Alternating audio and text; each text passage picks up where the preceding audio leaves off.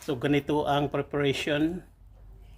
Paglagay ng poste sa veranda, kailangan 30 by 30 centimeter and 0.45 deep on the hole, and this timber is treated 4 by 4.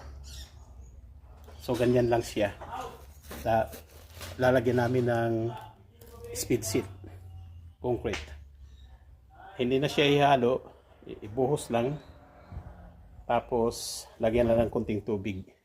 So sa taas naka-clamp temporarily, tapos lalagyan natin ng, check natin ang level kung nasa perfect ba. Okay, so tama siya.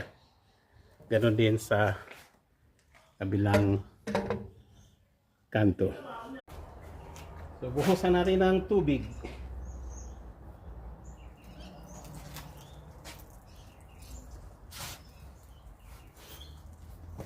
Ang concrete, ito ay speed seat, so madaling matuyo.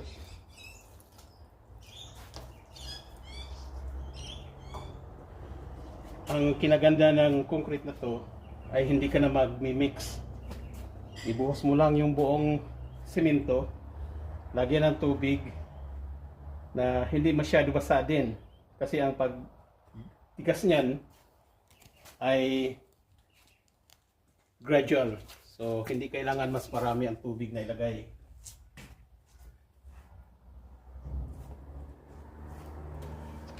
Ang curing time niyan is just 30 minutes.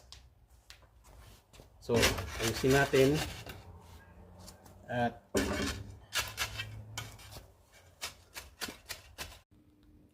so this is after 30 minutes.